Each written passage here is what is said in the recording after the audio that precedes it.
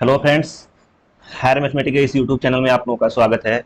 आज के इस लेक्चर में हम लोग एक बहुत ही इंपॉर्टेंट थ्योरम पढ़ने वाले हैं, जिस थ्योरम का स्टेटमेंट दिया हुआ है if c equal to A x plus d y and d divide a. कोई नंबर, कोई इंटीजर डी दिया हुआ है जो इस ए को डिवाइड करता है, लेकिन condition that d does not divide c, और वह डी जो है इस सी को डिवाइड नहीं करता है। तो हमको प्रूफ ये करना है कि D does not divide B को भी डिवाइड नहीं करेगा। ठीक है, तो आप थ्योरम को थोड़ा समझने का कोशिश करिए कि c equal to A x plus B Y दिया हुआ है और एक इंटीजर d है जो कि a को डिवाइड कर रहा है, लेकिन वह d इस c को डिवाइड नहीं कर रहा है। तो हमको प्रूव ये करना है कि वह d इस b को भी डिवाइड नहीं करेगा।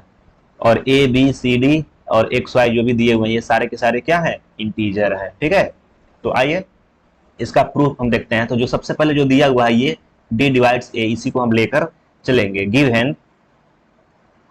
Given d divides a, d अगर a को डिवाइड करता है, जैसे मान लेते हैं कि कोई इंटीजर 8 है, ठीक है, उसको 2 अगर डिवाइड करता है तो कितने टाइम में करेगा?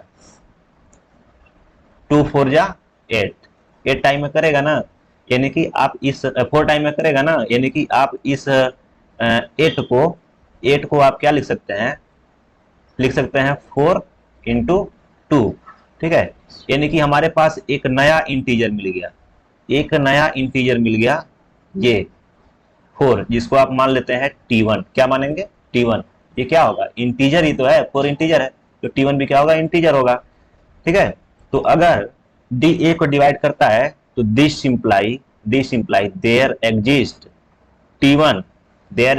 t1 belongs to z such that, एक ऐसा इंटीजर t1 मिलेगा, आप इस a को क्या लिख सकते हैं? d इंटू t1, आप इसको इक्वेशन नंबर 1 मान लीजिए। ठीक है, और आल्सो क्या गिवन दिया हुआ है? c equal to A x plus B Y. ठीक है, also given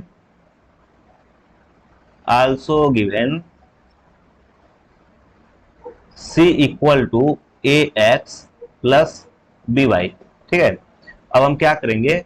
दिस सिंप्लाई, यहां से आप a की वैल्यू इसमें रख लीजिए, तो c इक्वल टू क्या हो जाएगा? D T one X plus B Y. ये कहां से लिखे हैं? यूजिंग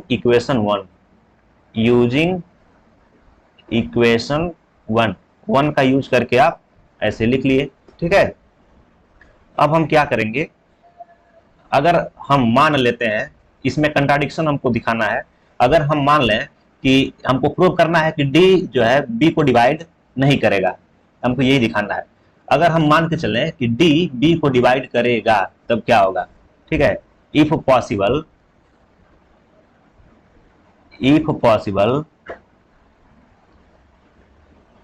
डी डिवाइड्स बी, अगर बी को डिवाइड करता है तो देखिए यहां पर डी ए को डिवाइड करता था तो एक इंटीजर t1 मिला था। ठीक है, अगर डी बी को डिवाइड कर रहा है तो ये यहां पर हमको दिस इंप्लाई एक इंटीजर हमको there exist integer t2 belongs to z such that, इस आप b को आप क्या लिख सकते हैं? d इंटू टी टू लिख सकते हैं।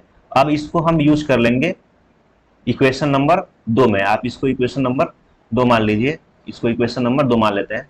तो using this in equation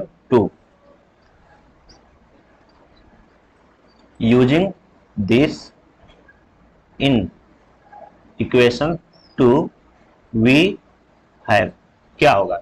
equation 2 में रखेंगे तो आपको मिलेगा c इक्वल टू यहां पे मिला था, देखिए c इक्वल टू क्या है? D T one X plus b की वैल्यू क्या है? b की वैल्यू है डी टी टू, और यहाँ पे y हो जाएगा। जब रखेंगे यहाँ पे तो डी टी टू वाई।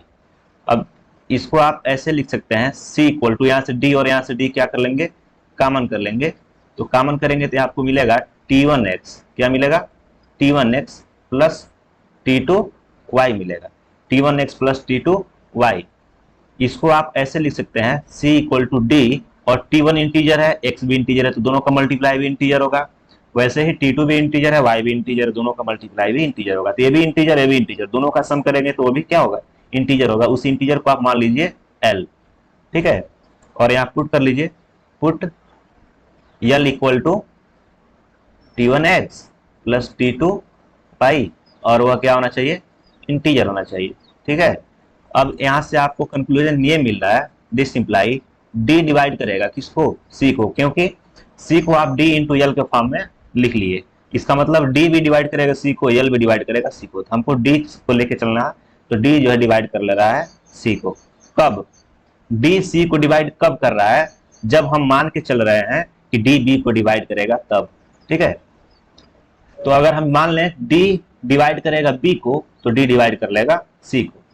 मान के चल रहे हैं D डिवाइड कर रहा है B को, तो D डिवाइड कर ले रहा है C को, जो कि हमारा मानना क्या हो जा रहा है, गलत हो जा रहा है। हमको तो दिखाना है D divide does not divide C, तो which is a contradiction, which is a contradiction, ये कंट्राडिक्शन हो गया। So our supposition is wrong.